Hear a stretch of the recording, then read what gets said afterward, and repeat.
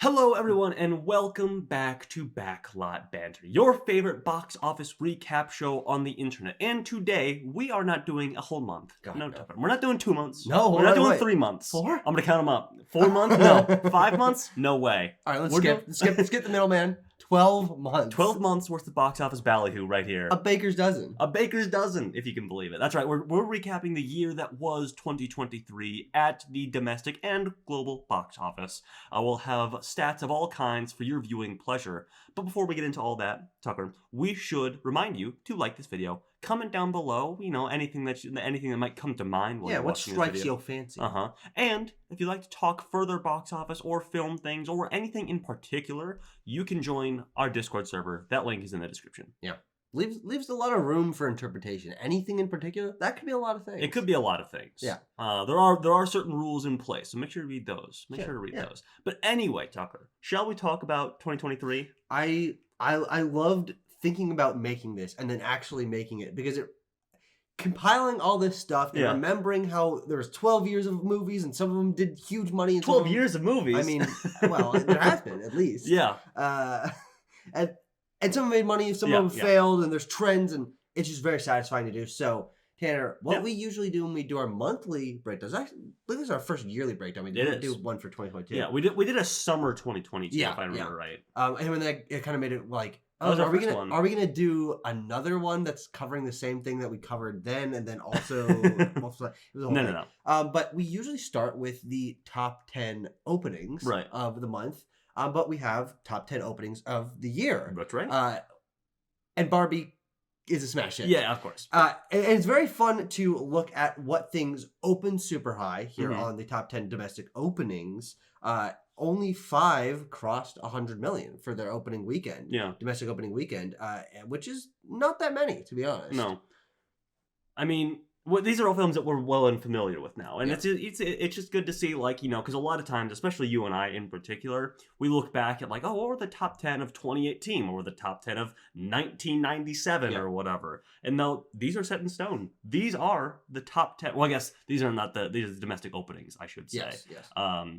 That's to be more accurate there. Yeah. So yeah, I mean, and you can see here a couple of these movies that opened really big but did not crack into the next thing we're talking about, the top 10 highest grossing films, which is Five Nights at Freddy's and Taylor Swift The Eras Tour were massive in their opening weekends and did definitely make a lot of money. I'm not going to say big failures, but they didn't hold in the way that some of the other movies did. Yeah, I mean, Five Nights at Freddy's had a infamous drop off. Yeah. Same with Taylor Swift especially. I mean, it was a massive opening weekend thing, a big event for a lot of people, and then not so many people returning to go revisit it, or the people who are going to see it saw it opening weekend, I guess is the point there. And another one that I really want to point out here and just give it all the flowers it can get, John Wick Chapter 4 had one of the top 10 biggest openings of the year. Yeah. That's awesome. It is really cool. Obviously, it's one of the best movies of last year. Yeah. It's certainly one of the best studio blockbusters that we got. Yeah. But there's a Marvel movie that it beat. That's nuts. Yeah. There are 4 DC movies that it beat opening weekend. Yeah. Crazy stuff. Yeah. Let's look at highest grossing domestic movies of the year. These are the ones slightly different. These are the ones that are set in stone. This is what I was talking about. These are the ones that will look back in time in memoriam and be like, these were the biggest movies of 2023. Yeah. And, there's expected stuff. The ones that we're all familiar with. The $1 billion pictures, Barbie and the Super Mario Brothers movie. Yeah. Spider-Man Across the Spider-Verse, of course. Guardians of the Galaxy being the MCU rep in the top 5 here. And then a big surprise, sort of a lot of people have been lauding a return to maybe times of old when we weren't getting IP-driven blockbusters up top. Yeah. Oppenheimer made a lot of goddamn money. It did. Yeah. And it's so cool because especially, obviously we're going to talk a lot about Barbie and Oppenheimer here today, but both of these movies people were expecting them to make money, but no one was expecting either of them to reach the heights they didn't, even though Barbie was the much bigger of the two. Oppenheimer is still insanely fucking impressive. Yes. Almost made $1 billion worldwide. 5th highest grossing movie of the year domestically for that kind of movie is really cool and hopefully signals good change. Yes, I mean, we'll see. I was even looking back in previous years this morning while we were putting the finishing touches on this bad boy, and you look at there's always the one, and not often does the adult sort of drama sneak into the top 10. It's been a long time since I said to happened. you, like, A Star is Born was number 12, which is impressive and like really cool, but again, not top 10. Yeah. Oppenheimer, number 5. Yeah. I mean, this is not to the same degree, but you look back at like the 70s and 80s and it's like, oh, Rain Man was the highest grossing movie of its year. It's like, Rain Man? Yeah. That was, what are we talking about? But it just feels so foreign, but maybe we're getting back to that. Yeah. I don't trust it. Sure. I don't believe that that's going to start happening consistently again. But this is an exciting anomaly because Oppenheimer is a great movie. Yeah. It introduces something different, but it's not the most different movie in our top 10. It's not. So Sound of Freedom made a top 10 highest grossing movies of the year domestically. It was not one of the top 10 highest grossing worldwide, but in terms of the movies that people in the U.S. went to see and spent a lot of money on, Sound of Freedom, from an ostensibly entirely unknown studio, sticking around for months and months and months, beating out, as I said, a Marvel movie, beating out Taylor Swift. Beating out Taylor Swift, Indiana Jones, Mission Impossible, I mean, Transformers, Fast and the Furious, like, all these box office mainstays were sort of... I mean, I think Fast and Furious is the one that you really gotta be like, what the fuck happened? Because, obviously, Fast X made a lot of money worldwide, but it seems like the domestic appetite is kind of gone for the Fast movies, because not cracking to the top 10 for Fast X, the big event movie, and being beaten by Sound of Freedom is pretty crazy. Yeah, I mean, I also just wanted to recap, give the other numbers for 6 through 10 here. Number 6 being Little Mermaid, made $298 million domestically. Yeah. Quantumania should have been higher. Yeah. Quantumania, 214. Wonka, should have been higher. 202, nearly 203. That's amazing. Yeah, exactly. And then John Wick with 187 and Sound of Freedom with 184. Yeah. So pretty big range there from 600 million to 180. But I think seeing Wonka, John Wick, and Sound of Freedom in the bottom as like kind of surprises mostly points to me the weakness, the domestic box office weakness of those other tentpole movies that you were going through, like Fast and Furious and Indiana Jones, because at the beginning of last year, if you had said Fast and Furious and Indiana Jones will not be top 10 highest grossing movies of the year, I wanted to pull this up as we're talking about it here. Did you come up with one? No. Last year? No. Well, yeah, we both did. Oh, December at the beginning of last year. Yeah, we said a top 5 for this is international numbers, but it's of course. It's just funny to look at. They're not that different, by the way. No, yeah. So I had Indiana Jones and the Dial of Destiny, highest grossing movie of 2023, at $1.2 billion. Holy shit.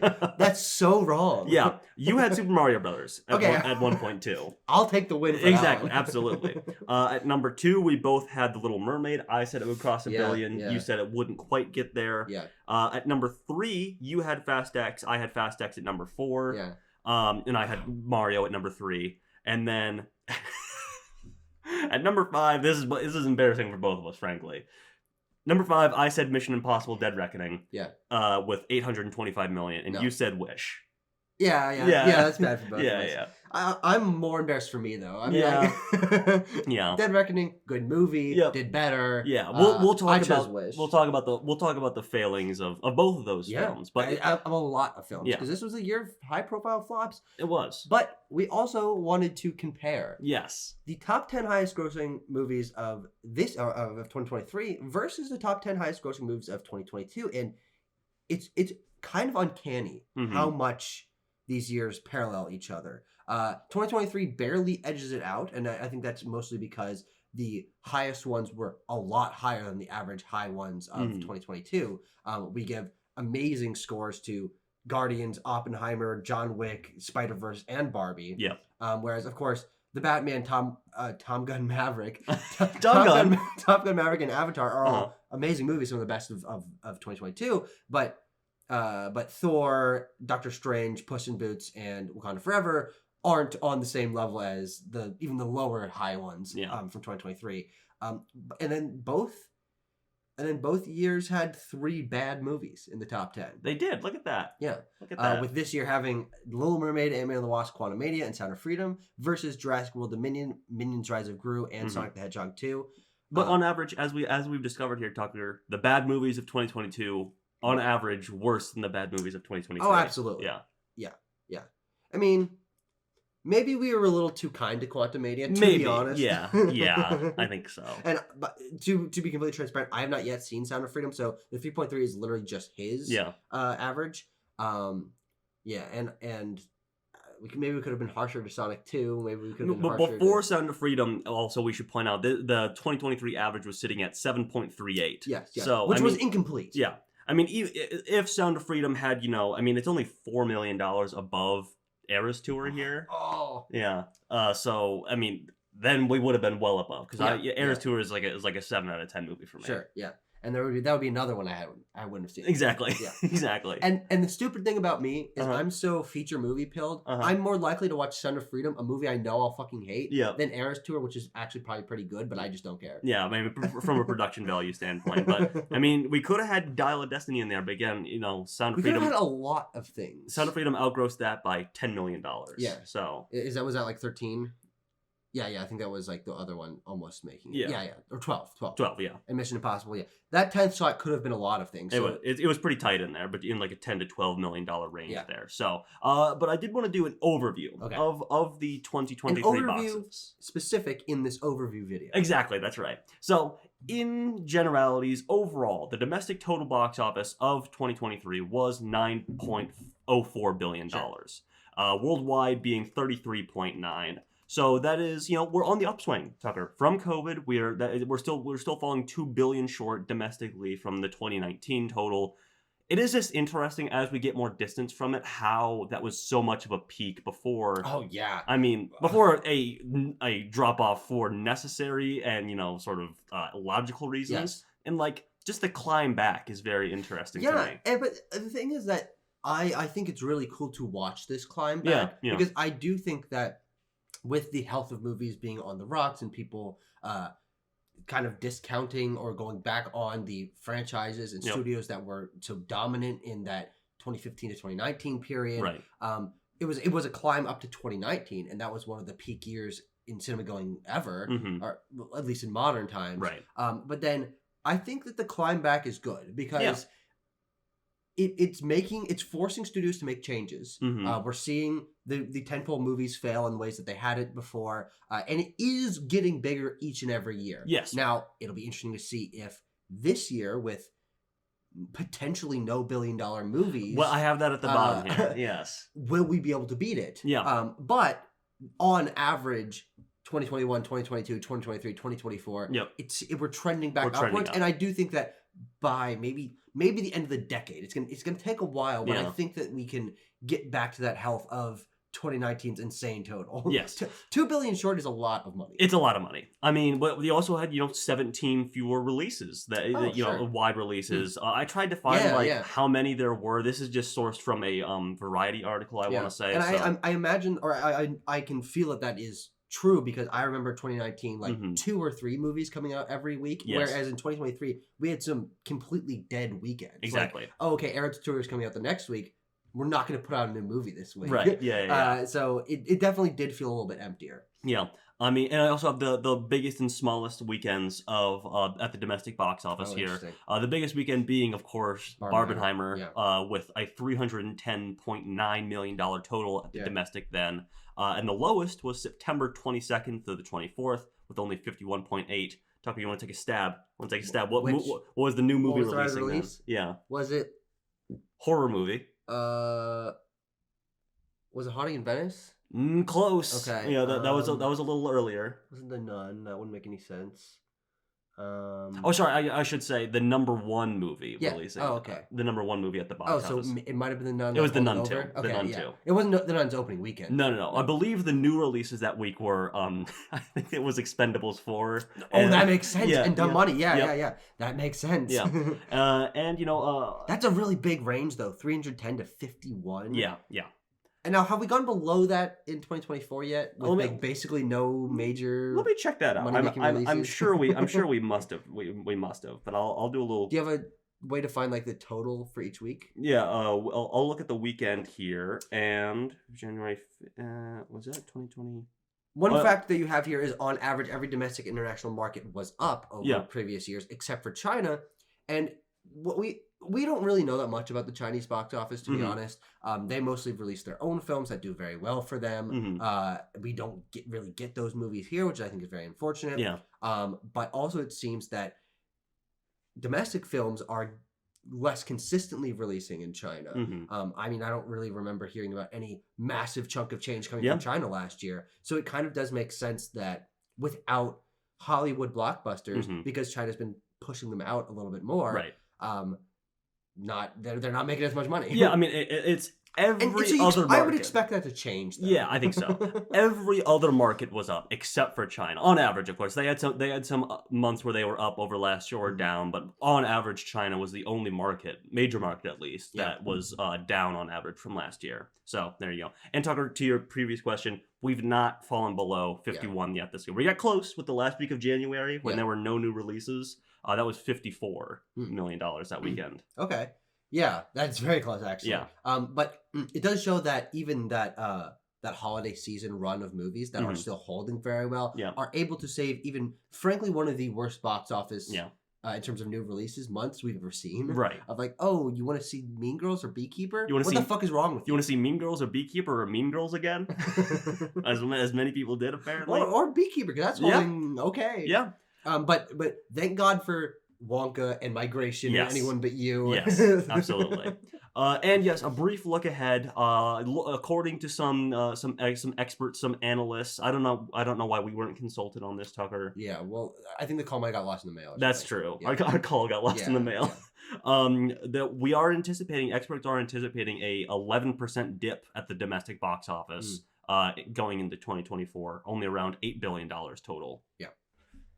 One of the big problems with last year that leads to it being a year with a lot of issues is that studio heads were spending way too much money on these movies. And we no longer have the excuse for the vast majority of these movies like, oh, COVID production delays, that's the reason. Yeah, I mean, a fair number of these still were. I know. For example, there was a lot of reporting on why Mission Impossible's budget was that high. And The Flash, obviously, that was one that took a long time.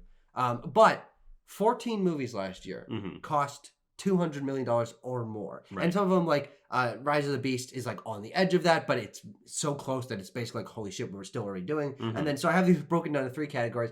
The ones on the right are the ones that are almost exactly 200 or reported at $200 million budget. The ones in the middle are ones that are just over 200. I'd be like 205 for Aquaman to like 215 or 220 for Guardians.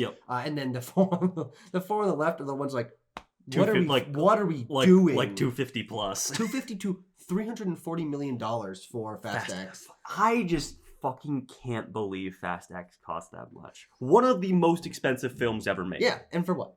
For Fast fucking X. Yeah. And these movies cost a lot of money, but only 6 of them were profitable. And we are doing the bare minimum for profitability, which is doubling that production budget, which some people say isn't even the bar, but that's what we're using for now. Only Fast X barely made that back. Thanks to the international market, too. Guardians comfortably successful. Oh, yeah, very much international that one. Guardians comfortably successful. Aquaman barely squeaking by. Elemental barely squeaking by over a long period of time. And Quantumania and Rise of the Beast both barely squeaking by. Right. And then all these other movies costing just way more money than they had any right to be, frankly. I mean, the Marvels being like the highest budgeted like solo non-event film in the MCU is insane. Wish and Elemental being some of the highest budgeted animated movies in a year when we had other much higher grossing animated movies made for like half the budget. Half or less than half of it. For Mario and Spider-Verse, which both cost around 100 or less. And then Warner Brothers, Disney, and Apple in particular just throwing cash at things. Oh yeah, just being like, Ridley Scott have $200 million for your Napoleon movie that is obviously not going to make that back, but whatever. The Flash, just we're just spending money on this. Aquaman we have to put out the Flash. Just burn cash on it until we can get that thing in theaters. Yeah. And the good thing is though, even though this was like legendarily terrible budgets. It didn't pay off for the most part. No. Only 6 out of 14 were profitable, which is less than half. So that's like 45% of these movies.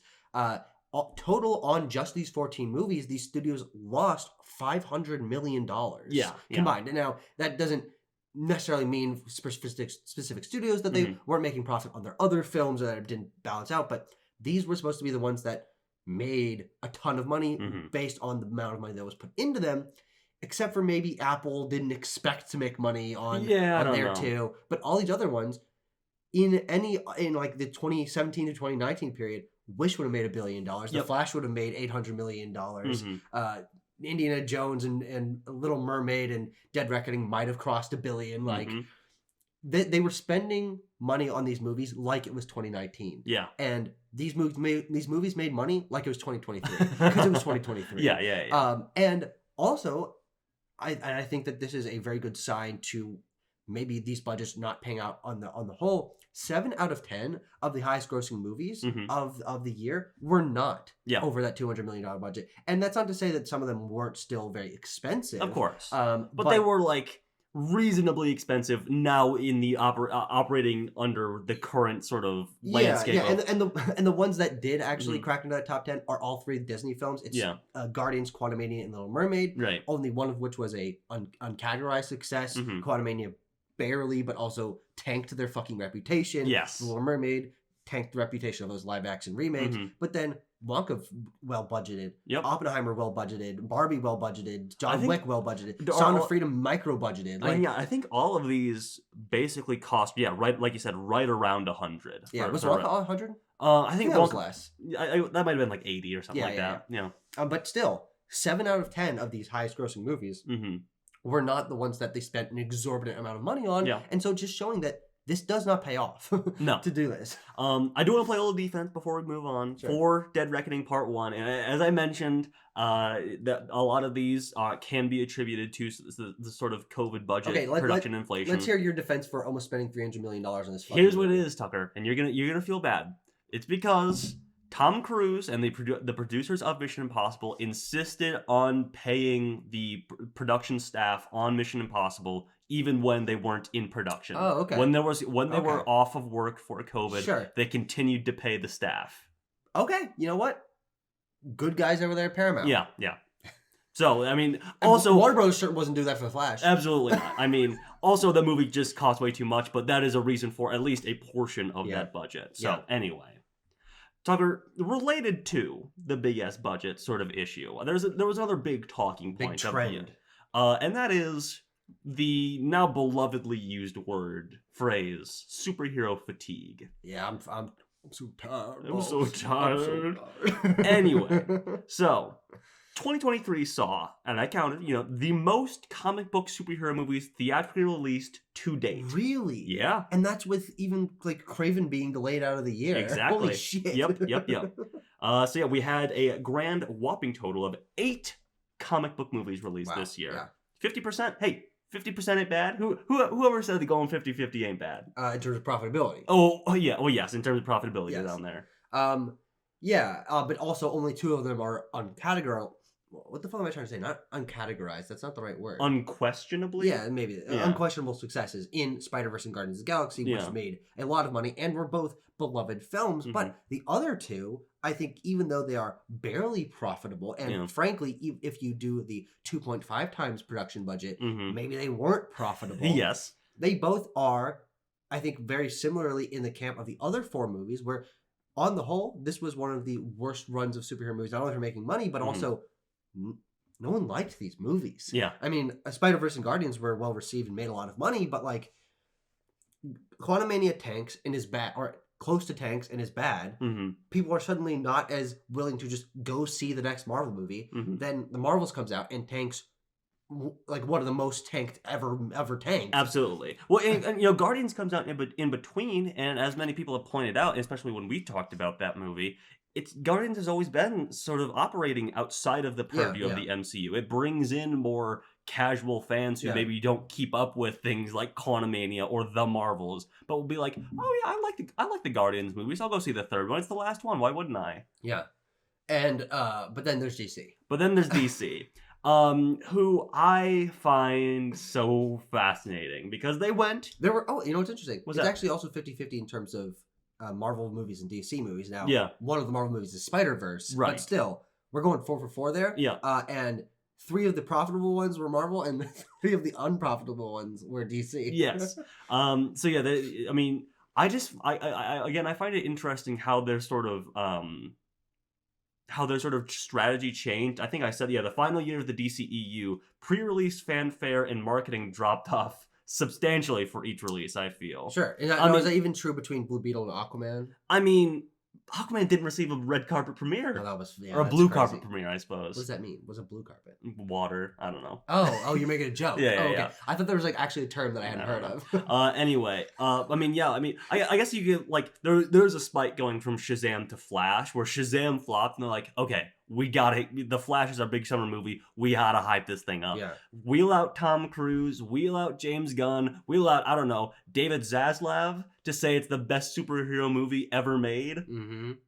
Yeah, and see how that worked out. It didn't. No, it didn't. Yeah. And I think that there is a solid chance that this year does not help that. Yeah. Not only because the majority of the superhero comic book movies releasing are from fucking Sony, or from our fucking spunk movies, and I believe that all of them will tank and do bad, and be received poorly. But the only thing holding it up is Deadpool. Because Marvel has fucking took some laxatives and evacuated this year of their fucking releases. They did. And intentionally, but still, DC has basically evacuated as well, other than Joker. And so, unless Deadpool and Joker, like their previous films, are able to hold it over, this is just going to be another mostly diarrhea year of superhero movies. And then going into 2025 is has maybe the fact that last year was a break from so many tentpole superhero movies. Maybe that'll want people want to go back, because the 2021 Marvel movies did pretty okay because it had been so long. We'll see. Yeah. But I think these 2 years back to back could be sincerely death of a genre. Yeah, I mean, it's certainly possible, I feel. I mean, another thing that, should overscore any time that we bring up, 2024 as an upcoming sort of question is the fact that we did have the SAG and WGA strikes last year, which are a big part of why both Thunderbolts and Captain America got pushed out of the year. Exactly, and a lot of big tentpole releases are gonna feel that same thing. So we'll have to see how it all pans out. But I don't know. I also just popped in a quote from Bob Iger, genius that he is, saying that the Marvels suffered from a lack of supervision on set. What does that mean? He means from producers. Yeah, of course he does. Of course he does. Yeah. So I'm like, I don't know if that's the lesson you want to take, Bob. I don't know if more cooks in the kitchen is exactly what you want with going forward with the MCU. But regardless, I guess it was a bad year. It was a bad year. I guess we did sort of answer our question of, is it over? The answer to that being, if 2024 is also bad, it might be over. Yeah, it might seriously be over, and it'll be so interesting to watch this trend maybe recover if James Gunn is able to inject some fucking heroin into with DC. Superman and if with big what Creature Commandos, what are you trying to pull? I was gonna see how many MCU films are releasing next year. 2025. Oh, it is next year. Yeah. And even though I don't think 2025's Marvel movies will necessarily move the needle, by the time we're reaching the end of Phase 5 with Avengers movies and Fantastic Four and then getting into X-Men, maybe that can revive the genre.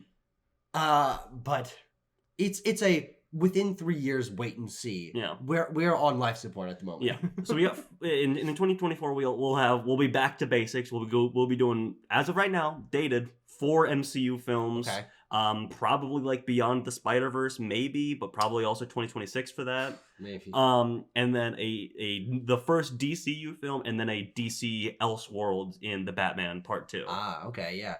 And then the next year we have another Batman movie. Yes. In the DCU. Yes. Okay, things start getting weird. Yeah. Okay. Anyway. And also, Tanner, none of this is counting. We don't know what the spunk is doing. No. What are they cooking? I'm so scared. And Tucker, how we decided to sort of approach our specific thing is breaking it down by studio. We've talked about all these movies individually for probably a grand whopping total of 12-13 hours. You can go check out the playlist of our monthly breakdowns where we talk about every one of these films basically. So yeah, I wanted to sort of go through the ranking of who earned the most at the box office. So you've ranked these? Oh yes, we're going top to bottom. We're going top to bottom, baby. The big champion up top, Universal Studios, taking the crown from Disney, who's held it for many years now. Which is really good. I mean, Disney needed real competition, and Universal provided that this year. And I think that even though there are some bad movies in this lineup, if you look at the bottom with all the posters, there are certainly some bad movies. Universal, I like really commend them for putting out a consistent in terms of timescale release. Like every month they had something, a variety. They covered every fucking genre, and just quantity is actually important for the theatrical experience. Having something new coming out that is appealing to a different audience. Universal really provided that. And also, a lot of these movies made money. Like, Megan, for its budget, made a bunch of money. Cocaine Bear made a bunch of money. Mario and Fast X made a bunch of money. Oppenheimer made a shitload of money.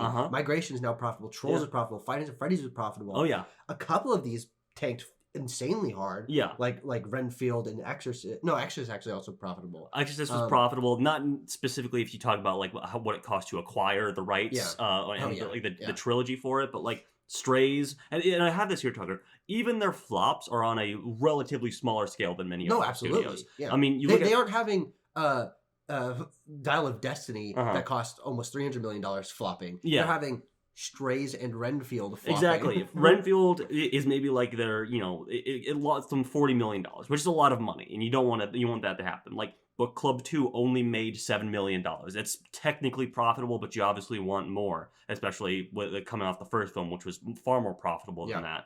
And Ruby Gillman lost $25 million. Actually, we don't even have Ruby Gillman at the bottom there. But oops. We forgot about it too. That's the only one of these movies we didn't see. Yeah, it's true. It's true. But of course, as we've mentioned, they still did have the biggest budgeted film of the year in Fast X, which went on to make $714 million worldwide. Yeah.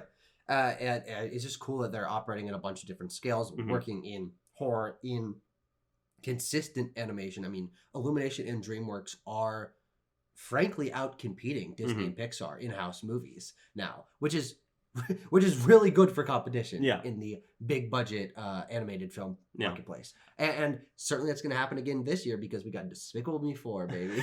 I mean, we and I want to hit our last 2 points here, but we basically talked about it already. Some of the biggest return on investment, smaller budget, big payoff for things like Megan, Five Nights at Freddy's, and especially Oppenheimer.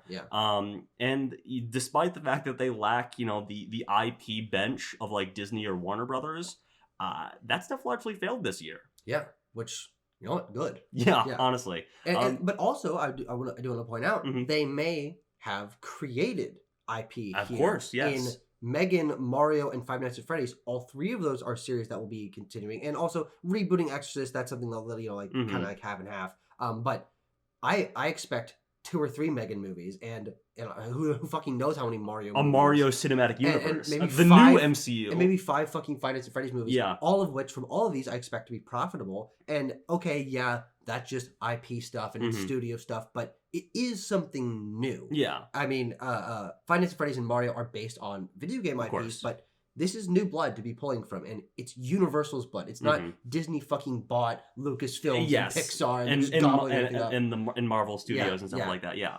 I mean, that's a really good point, Tucker. Good guy Universal, frankly. Yeah, I mean, honestly. I mean, and also, they're not the ones that we're like constantly shitting on. Like we're going to talk about with WB and like Disney and stuff, who are just like doing weird shit, and, treating their people terribly and can't make fucking money. Universal, good stuff. They did a good job. Good stuff overall, and they were awarded for it. Just trailing slightly behind there is, of course, Disney. Yeah. With, and I said it before, the first time since 2015 that they did not take the top studio spot at the box office. Now, do you remember who had it in 2014? I'll check it out, Tucker. Do you know how to find that information? I'll find out. You just look up, which studio made most money in 2014. But yeah, Disney is interesting because they really went for low quantity this year, and it seems like in 2024 they're actually going for lower quantity. But that didn't matter, and it's not like low quantity but high quality. No, it kind of seemed to be both. I mean, only 2 of these movies were like comfortably profitable, or at least like well received, in Guardians and Elemental, which was only because of its long tail and because being well received on streaming. But like, Wish tanked financially and critically. Marvel's did the same. Haunted Mansion did the same. Indiana Jones did the same. Little Mermaid is mixed at best. And Quantumania tanked in both ways as well. It's like, this, honest to God, might be one of the worst pound for pound, budget for budget, money for money lineups that a single studio has ever had. Yeah. Just like basically no successes, completely shattering their image in almost every one of their verticals. It's it's pretty crazy. Yeah. Tucker, to answer your question, in 2015, it was, again, Universal that took a top spot from them, because they had Jurassic World and Furious 7. Two big films, two big movies. That makes sense. And of course, in 2015, Disney also had Force Awakens, which was a massive, and Age of Ultron. Both billions. But again, Universal took the top spot there. Yeah. And it is, I'm just scrolling back to it, like, before that, Disney was never really the top spot holder. Well, I mean, and it does show the acquisitions that they made are really the things that push them to Star their Wars and dominance Marvel in the late 2010s of rebooting Star Wars to great financial success, and the MCU with its machine churning up momentum, and for phase 3 especially, just fucking firing at all cylinders. And everything was profitable. Yeah. So I mean, I did want to put this out there as well. So Disney still did have the most films of any studio in the top 10 domestic grossers there.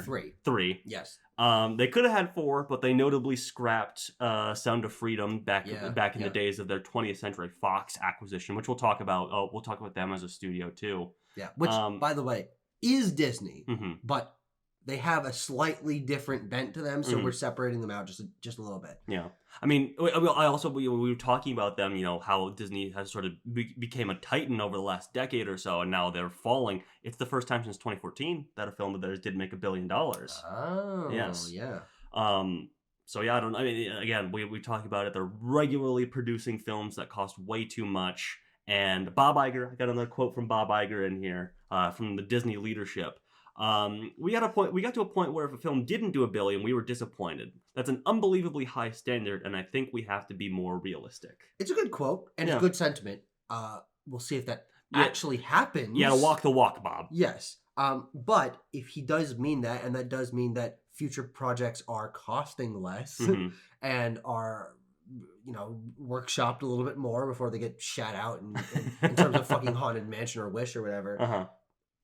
They could turn things around. And frankly, I don't expect Disney to be in the gutter for a super long time. Maybe they don't turn it around for a couple years, but I don't know. Yeah. I think you might have they're turning around their favors in their animation areas. That's true. In terms of finances, especially. Yeah. With, frankly, announcing sequels. Yes. Inside to Toy Story 5, Frozen, Zootopia. Those movies are going to make money. They're going to make money. Like, but I mean, you know, if Star Wars comes back and is successful, yeah. Honest to God, we might be in for another Disney recovery within just a couple of years if new Star Wars movies, bigger, more popular Marvel movies, higher quality Marvel movies, and more IP, high budgeted or high grossing Pixar and animated movies. If those all start hitting at the same time, Disney could be at the fucking king slot. And here's the thing, though, Tucker, it's probably the more likely scenario. But you look at the reputation that they've sort of garnered. Yeah, you look at how they've lost that. Yeah, and they've lost some reputation. They've sort of diluted their brand a little bit with Disney Plus stuff, and I think they're pivoting away from that. We've seen a couple headlines this year so far about things that were going to be Disney Plus original films sort of going into a theatrical market, because I think Disney recognizes, yes, and you know, like, it feels so good, man. But with the recent Moana 2 news, that was going to be a Disney Plus series. Daisy Ridley movie. Exactly. It was going to be a series, but they're pivoting it into a film because I think they feel the dilution that Disney Plus is causing. Yeah. Well, you know, the oversaturation of their brand, whether it be Marvel, whether it be Pixar is making a TV show that's coming out this year, I think. Really? Yeah. It's called Win or Lose. I'm like, is that a good move for them based on what we've seen happen to Star Wars and Marvel? I don't know. Yeah. But Disney also owns Fox now. They do. And they have basically... Not called Fox, 20th Century Studios. Sorry. What happened to the Fox part?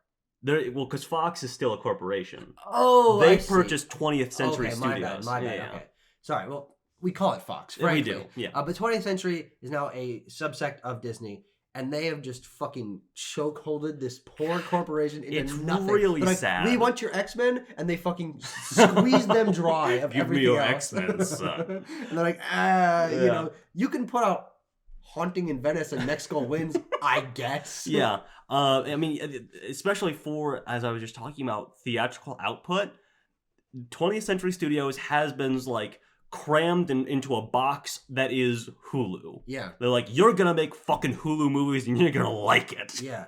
And it'll be interesting to see if this is able to recover at all.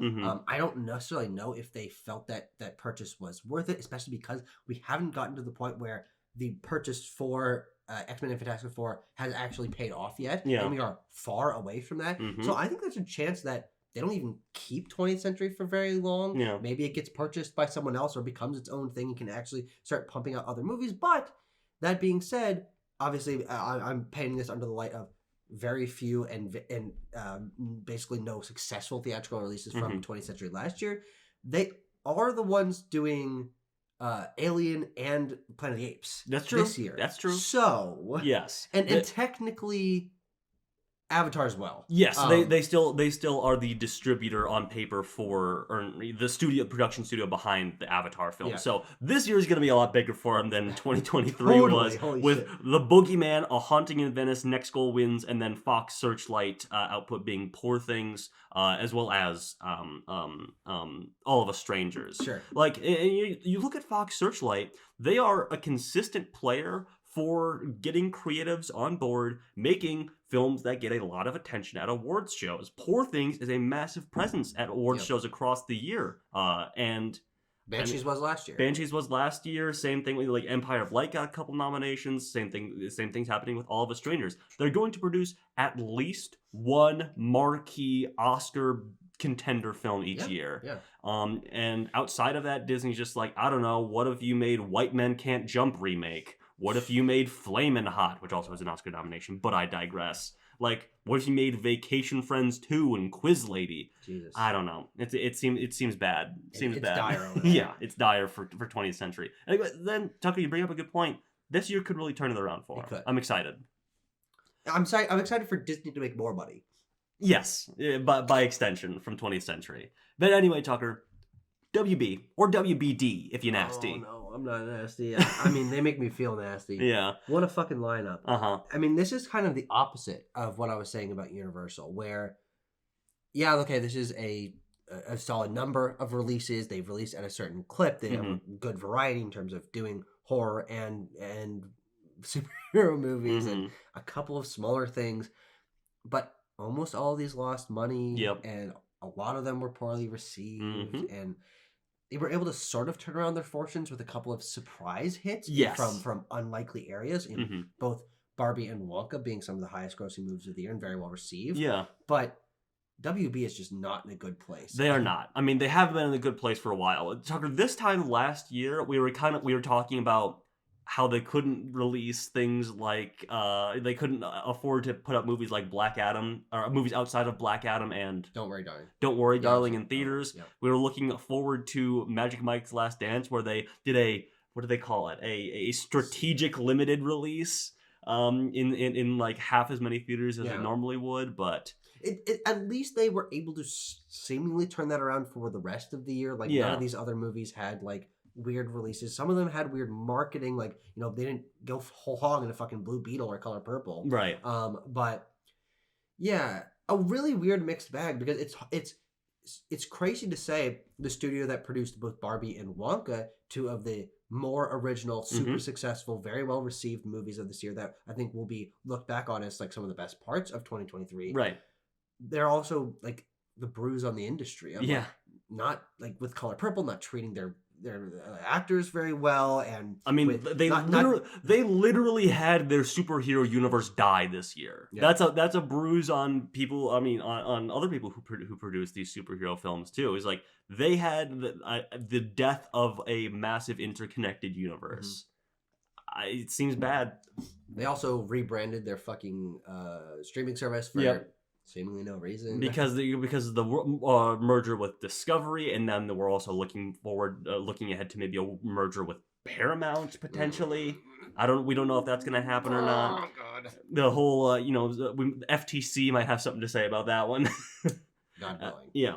And of course, we can't talk about Warner Brothers this year and Warner Brothers films without talking about their attitude towards filmmakers, creators, and films that were made. Yeah. I mean, in 2022, that was the big news of them canceling things like Batgirl, and I think that Scoob movie was also quietly canceled that year too. But the big one of 2023 that is still extending into the year that we're currently in is Coyote versus Acme. Yeah. A completed film that they are looking to scrap for a tax write-off. That everyone got mad at them for doing so because apparently it tested quite well, and it's written by an Oscar-nominated writer, and it's got a big star in it in John Cena, and it's the return of the Looney Tunes, who are a mainstay in popular culture. Like, I don't know, write it off. Everyone got mad at them. They're like, fine, we'll try to sell it. It's okay. And that was a lie. They're not going to sell it. They're going to scrap it anyway. They never really intended to sell it. And it'll be interesting to see if all this backlash makes them triple back on it. I don't know. Because I can see both futures equally where Coyote vs. Acme never releases and was scrapped, and we just like remember it as like an awkward part and then unfortunately eventually forget about it. Yeah. Or that they actually end up putting it out and then it's a fucking redemption story. Yeah. Because the thing is with this, and I'm sorry to make this a Coyote versus Acme segment here, but the bottom line is that when you're a massive egotist like David Zaslav or any of the people in charge over there, you can't be wrong. Is the thing. Sure. It's like you can't be like, oh, we were gonna scrap Coyote versus Acme, but we put it out and it's a big hit. You still look like idiots because you were gonna get rid of it anyway. Yeah. You can't sell it to somebody and they have it be a big hit because you look like an idiot. Yeah. If you do put it out yourself and it's a flop, you look like an idiot for putting it out. Yeah. So because of your massive ego and because of the questions and the possibilities there, you're like, I don't know, just get rid of it. I guess. Sure. Fuck the people who worked on it. I mean, in the same breath, I want to talk about Turner Classic Movies, which David Zaslav had to be like, Martin Scorsese, PTA, and Spielberg had to kick down his door and say like, hey, you should fund Turner Classic Movies instead of firing everybody from it. I mean, again, it's something that I feel like we can't talk about Warner Brothers without talking about these decisions that they're making surrounding films, filmmaking, and film preservation. Yeah. The decisions that were made last year. Yeah, and especially because David Zaslav seems much more concerned with restructuring things and potentially selling off chunks of it. Yeah. Warner Brothers is currently on a precipice of extreme potential recovery if things are able to be chopped up and done things in a different way, or the more likely path is it just gets chopped up and sold to other companies, and David Zaslav ruins a bunch of fucking productions. And I don't know. I don't know. It's bad. We talk about Warner Brothers enough. Lots of movies, not a lot of them did well, but also some of them did fine. Anyway, Sony's interesting. Sony's very interesting. What a goofy little lineup. Just quietly, we're into the ones that aren't making the big headlines as much. They're just sort of quietly operating, pumping out their movies. And, in the case of Sony, they had their massive hit of the year with Across the Spider-Verse. And then, they sort of quietly brought back, like, the rom-com as well. With No Hard Feelings and Anyone But You. Yeah. Also, another hit in things like The Equalizer 3 and Insidious The Red Door was very profitable. Yeah. So, only two of their movies here didn't make money. Yeah. One of them being 65, which is just a categorical, like, okay, whatever. Yeah, what was that? Yeah, well, you didn't even really try, frankly. But then the other one is Napoleon, which technically they're only the distributor on. Yes. So it doesn't impact them negatively financially. It's Apple's fault for fucking spending that much money on it. And in fact, technically, they would have got same thing with Paramount here that we'll talk about in a moment. Same thing with them. They got paid by Apple to distribute that film, so they're all smiles when it comes to Napoleon. So even though they're not making as much money total, I think Sony's actually one of the more comfortably just like just good output. Yeah, nothing here was like incredibly terribly. Insidious. They kind of run the gamut, but it's just like. Yeah, we just kind of did the thing. That's what I was talking about. Clipping away at a nice pace. Exactly. They're just operating kind of in the background. Same thing with Paramount that we'll talk about here, who made a little bit more headlines with their flops like Dead Reckoning. But Sony also suffered from a lot of delays from whether it be COVID or whether it be the strikes. A lot of their big marquee tentpoles potentially were moved out of 2023. Sure. Yeah. Madam Web was initially dated for then. Kraven the Hunter was initially dated. Very interesting. Yeah. Ghostbusters was initially dated for 2023. We're now getting all these films this year. Bigger year this year, but I also don't know if any of these tentpole releases are going to be big. But I smell flops for every single one of these. That's what I smell. You smell flop in the water. I smell flop in the water. Oh yeah. But I do want to commend them for I think the biggest thing that I will take away from this year, which is that they are making a concerted effort for the theatrically released rom-com, which no one else has been fucking doing. No. And one of them worked tremendously well. I knew he was a fucking smash hit. And what's really interesting is that No Hard Feelings was the one that everyone was hyping up over the summer. It got a ton of the trailer got a ton of views on YouTube. It had a massive star in Jennifer Lawrence. Sure. And it ended up performing actually not very well. Yeah. Not largely compared to its budget, which was $45 million, which is a lot for a film like that. But also, how much did Anyone But You cost? Look that up for me. But then you look at Anyone But You. 25. Yeah, exactly. Like basically $20 million less. Again, an up and coming star like Sydney Sweeney and Glenn Powell, and was given a holiday release slot. Has very nice legs. Is extending quite a bit, and now is getting another push going into Valentine's Day. Yeah, and you can see them doing this again. Yeah, I mean, especially with Glenn Powell and Sydney Sweeney, I would not be shocked to see either summer or holiday rom-com from the two of them again from Sony next year. Yeah, honestly. And good. Yeah, I mean, exciting. And we talked about like how Beyond the Spider-Verse is a big question mark for them. I mean, outside of that, I don't really know what they're going to have to offer. I mean, that's the big thing on the hill for them is that like their Spider-Verse was number 3 at the box office this year. Who's to say how big the conclusion of that trilogy is going to be? No, absolutely. And especially another big question mark is what's going to happen with the MCU Spider-Man stuff. Yep. We don't even know when those movies are going to production. Who the director is going to be? How is it going to tie into other storylines? What's going to happen after No Way Home was one of the highest grossing movies ever made, and they've been completely fucking silent on it for years at this point. But I hope the spunk dies. I hope the rom-com lives. Yeah, there you go. It's just some hopeful things there. They also celebrated 100 years this year, or Columbia Pictures did, to be more specific. Yeah. I actually quickly just want to look up in terms of if we're talking about the future. Yeah. What they have coming out this year. Sony PlayStation movies. Oh, I see. Because with Gran Turismo and Uncharted finding reasonable success for both of them, they've found a place where PlayStation Pictures or Productions or whatever it is. They found a new area for them to start putting out things in. Yeah. They've unfortunately. Oops, yeah, you're right. I put up again. How could you make that mistake, Tucker? PlayStation 8 movies? Movie adaptations? Yeah. They've put themselves in an interesting place though because Ghost of Tsushima. Fucking Chad Are they also doing Minecraft? Is Sony Minecraft? No. That must just be. Let me check that out. No, that must just be like Google fuck up. Yeah. But they have put themselves in a strange place where I think they would have been if they'd committed more to theatrical stuff for this, they could have been more successful. But instead, Twisted Metal, God of War, and Horizon are all getting TV shows. Yeah. So it's like, man, can you fucking imagine going to see the Horizon Zero Dawn movie in fucking theaters with towering fucking robot dinosaurs? Tucker, could you tell me what streaming channel I could watch Twisted Metal on? Peacock, probably. Is it Peacock? Yeah. Okay. Yeah, it is because Sony doesn't have a streaming service. It went to Peacock. Yeah. Well, they have a deal with Netflix though, which is very odd that they have that there and not. And there's also a Gravity Rush something. Yeah, Gravity Rush is the thing. Yeah. But yeah, the big one is going to be who is it? David Leitch goes to Tsushima? No, it's Chad Stahelski. That's right. Yeah, thank you. Different John Wick adjacent guy. Hey man. But honestly, that sounds sick as fuck. Yeah. Oh yeah. Big time. And maybe an Uncharted sequel. That actually. Yeah, that's crazy likely. That hasn't been announced. Tom Holland's busy. He's Romeo on Broadway or not Broadway, West End. Don't give a shit. Yeah. Paramount. Okay.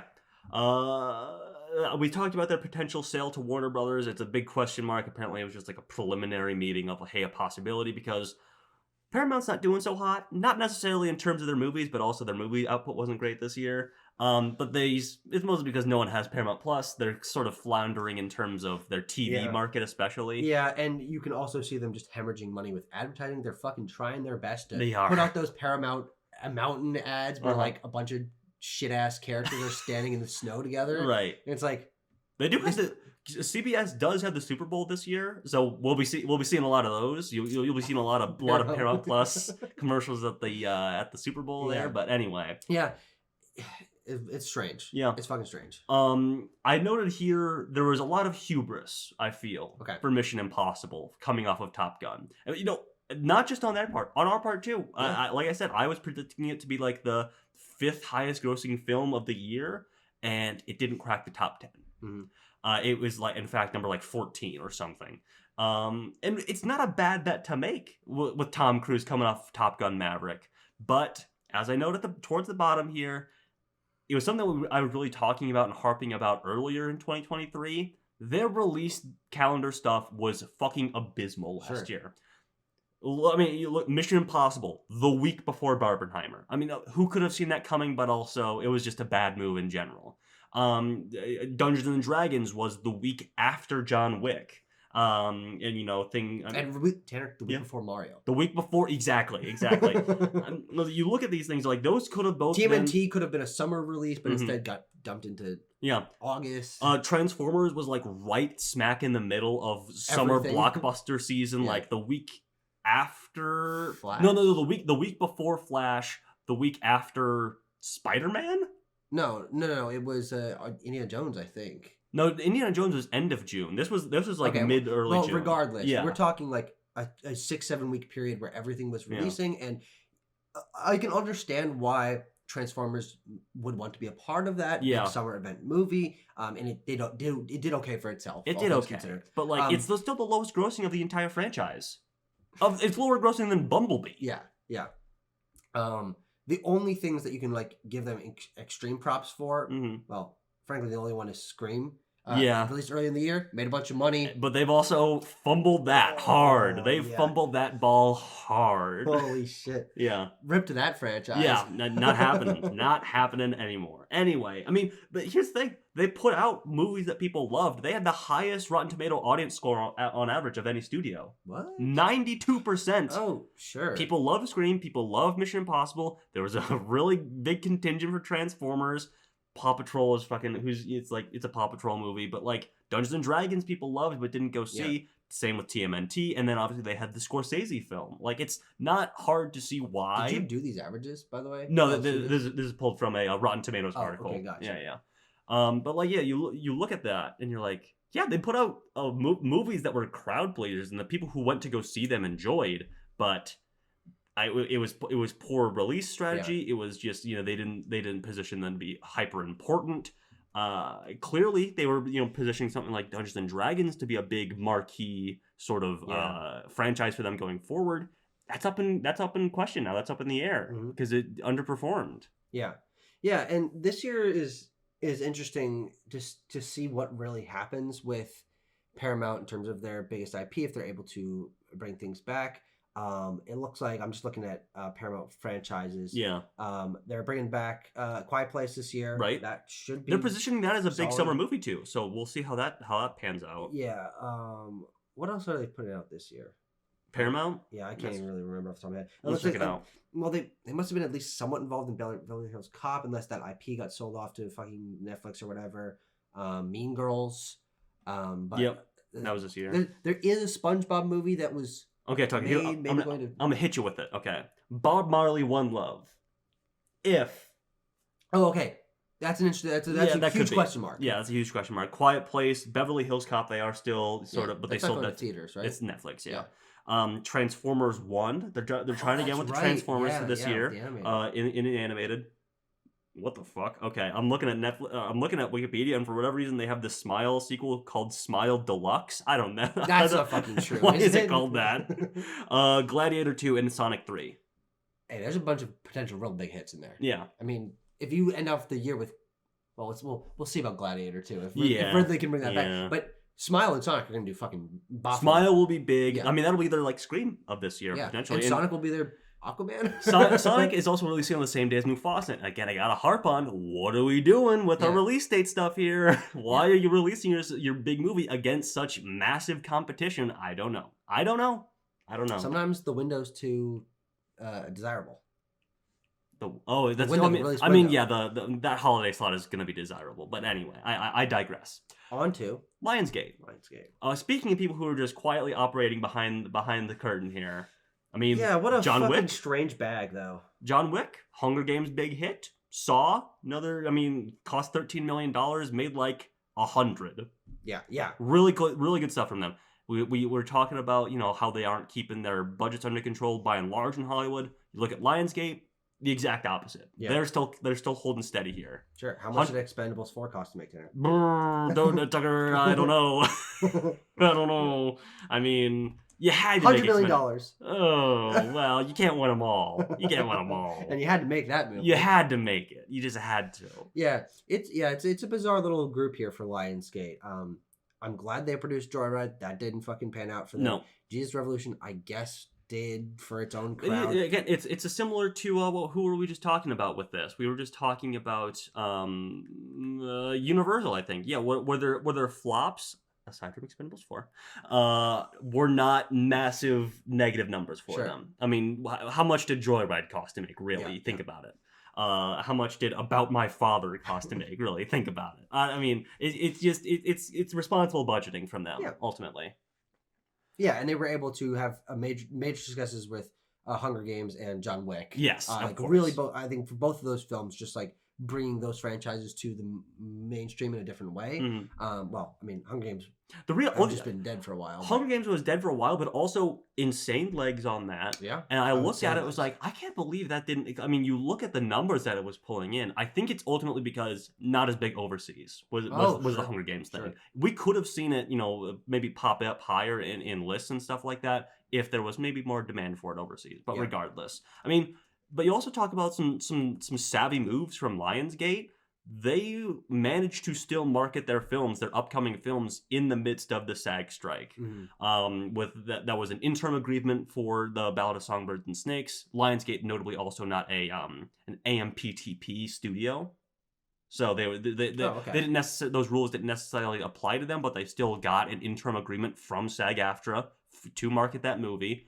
And they had their fucking Saw X Billy memes on Twitter. The Saw account did a great job. They were popping off. So, like, they had these interesting moves to market their films, regardless of what was going on by and large in Hollywood. Mm-hmm. Yeah. Good stuff, ultimately, I feel. Why do you have Dungeons and Dragons on here? Huh? That's not right. Oops. Yeah, that's not right. I was like, wait, were they fucking involved in that somehow? They were not. Oh. Okay. And our last two, who are operating below $1 billion here. Yeah.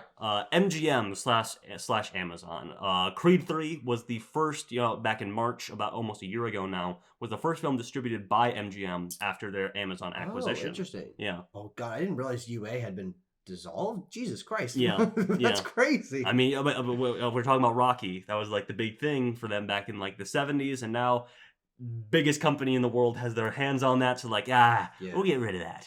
It's just, I mean, that's just kind of poetic, I feel. Yeah. For looking where United Artists started back in the 70s to where it is now. Not only UA, but MGM. I mean, MGM was the fucking talk of the town for decades in old Hollywood. And now they're the ones that are making the Boys in the Boat.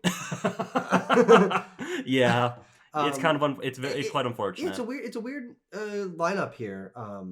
Of movies, because Creed 3 was big. Creed 3 was massive. Saltburn got very popular, and Air was very popular. I also want to note, that number 462 up there is their domestic total for the, or their global total for the year. Take off about 260 of that for Creed 3, by the way. Absolutely, obviously. I mean, and you look at it, and you're like, okay, I've heard of some of these movies, but like, they weren't massive in theaters. In fact, as I said, Creed 3 was the only MGM film to make a notable profit. Otherwise, they made, I want to say, like $12 million on The Boys in the Boat, and that's kind of it. Otherwise, their production budget was basically matching what their gross was. Sure. For the rest of these. Yeah. I mean, the only other thing that I can want to point out here alongside Creed 3 is that Saltburn was a mega hit. It was. Streaming wise. Yes. And, I mean, that's VOD. When you're owned by Amazon, who has a very accessible but low functioning, I'll say, streaming platform, it's kind of the same thing as 20th Century. You're gonna be like, just make movies. We're gonna bring them to Amazon Prime in a month. Yeah, they don't really make that many Amazon Prime original. I have that at the bottom here. Of 37 films released in 2023. Never mind, they do, and I just don't know about them. Exactly. Okay. Talking about the likes of Candy Cane Lane came out. I did see that. I didn't see it, but I saw something about it with my eyes. Yes. But yeah, all of these are now like they're there to be like, hey, you saw a poster for this outside a movie theater. It's on Amazon Prime now. Yeah, like a good person. Like a good person. Like Saltburn or, Bottoms or Boys in the Boat or Air or whatever. Those are meant to be like, come watch on Amazon Prime. And Air is a funny one because Air is also in some ways, I can't remember what it's called, but Ben Affleck, Matt Damon's new production company is basically the new UA. Yeah, it is. Of like artists trying to work together and like be paid more fairly. And they're owned by fucking Amazon. Yeah. Or at least they're not owned by Amazon, but their first big movie was produced by Amazon. Yeah. There's a little bit of a cognitive dissonance going on there. Yeah, I don't know there. Anyway, but get your bag, Ben Affleck, I guess. I agree. As long as but maybe the next movie would be better than Air. By the way, don't at me. A24. Interesting. Last film that we have to talk. Last studio that we have to talk about here. An interesting year for A24. Yeah. Not really in terms of their films, because they had their immediate successes in terms of like the A24 movies that everyone talks about. There wasn't really one this year, especially coming off of like Everything Everywhere All at Once. There was nothing living up to that hype that was the box office, a critical and public sensation, and then coming out at the awards. Yeah. They have a new second highest grossing film in Talk to Me, which is a massive return on investment. For $4.5 million, ended up making 92 at the global box office. And God willing, it becomes something that they're working with that team. There's some films made or in production with them. It's like, hey, I'm not complaining. But Everything Everywhere All at Once is still their highest grossing film by a little bit. I think it's like at 111, I want to say, globally. But you look at the rest of their films, you're like, yeah, a lot of these are good, but none of them really reach the heights of like the creme de la creme of A24 that everyone associates with them. Yeah, I mean, well, in terms of quality reception in our circles on Letterboxd, I would say that things like Past Lives and Zone of Interest are in that conversation. Yeah, sure. And there were some, obviously Talk to Me a big success, but like Iron Claw for what it was, pretty solid. But the ones that like really jump out to me as odd are You Hurt My Feelings, Dicks, the musical, and Dream Scenario of like A24 didn't really A24 those movies like in terms of a big marketing push and like getting people to go see them. Like I saw one of them, you saw two of them, but like what happened? Why didn't those movies get the same attention that Talk to Me and Beau is Afraid did? Speaking of Beau is Afraid, it's one of the biggest flops they've ever put out. On a budget it's their biggest budget. Yeah, 35 million margin. Made 11.5. That's so bad. It's really bad. Yeah. And what are we looking down the barrel of this year, Tucker? Civil War, their next biggest budget, which ties into something that's very important to talk about with A24. In 2023. Announcements that were made that are sort of overlapping into their upcoming films. They're looking ahead to acquire and produce action and big IP films. Yeah. Very different move from A24. I'm fascinated to see how this turns out. Well, from what we know confirmed at the moment, I think that they are taking a good step into making A24 style action IP. Talk to Me presumably will be an IP. Technically, X is an IP as well. That are making money and are successful and popular in their own way. But then Civil War, big budget action movie, but is very different, is something new for them, is working with Alex Garland. And then the other one is they're working with Hideo Kojima for the Death Stranding movie. That's right. That is an IP that is going to be huge budget for them. It will maybe do very well. Who the fuck knows? But like, I think they're taking the right steps into it, but we're really frankly, hasn't started yet. And here's what I want to say too: is that yes, we haven't seen these films. Another thing we got announced this year, announced after this, was they're working with Dwayne Johnson. Oh, that's right. I forgot about that. For a sort of biopic, Iron Claw like, essentially. But like, what I want to applaud A24 for is they made this announcement, and then let's say up to 6 months later, because that's the newest news we have is the Kojima stuff. they are putting it into action immediately. We're making announcements, and we're seeing how these will pay off in the coming year, 2 years, 3 years, whatever.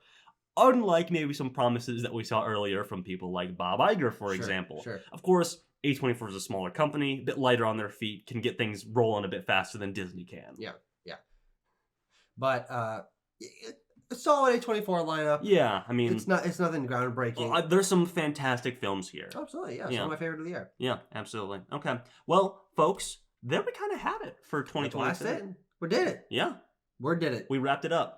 Hell yeah. Tucker, any final thoughts on 2023 as a box office year? It's such a mixed bag. But I think I ultimately come down, even though I like a lot of movies, pretty negatively on it, because it was like, it was just like a lot of big flops and like poor release timing and Warner Brothers being a shithead and Bob Iger being a shithead. Like, yeah. I don't know. I'm pretty sour on 2023. Okay. And certainly more than I was for 2022, where I thought that there were more interesting movies and frankly better movies. But yeah, nothing I can do. Like there's part of history. There's what 1, 2, 3, 4, 5 movies that I absolutely love in the top grossing films this year. Yeah. So I really can't complain, frankly. And I think it is very interesting to have this be our lineup for going forward. Sure. To have this be our top 10 grossing of the year. And I'm a little skeptical about 2024, but we'll be talking about that soon, because we love to do a prediction here. We, of course, are going to make an entire video dedicated to what the 2024 box office will bring. Yeah. Specifically talking about what the top 10 highest grossing domestic things will be. But you'll be seeing that in due time, I'm sure. Thank you for watching, everyone. We'll see you then. Boom. Boom. Did you update the... Oh, you're doing it now. He's doing it now. He's calculating. What is this? What is a... Are we fucking... Is a radio broadcast about to happen? Is this fucking RKO Pictures? What are we talking? Incoming transmission. Oh, dear. I was reading an old-ass Variety article. Right. And there was an MGM 2-page spread about all their movies that had either come out recently or were coming up. It's like, oh, MGM's the fucking greatest. Oh, we're gonna make you guys so much money. You're gonna love our fucking movies. And it's like, we're so glad you've been enjoying our box office ballyhoo. And I was like, seriously? yes. Oh my god. That's incredible. I was reading they said it. They said the thing. Very good.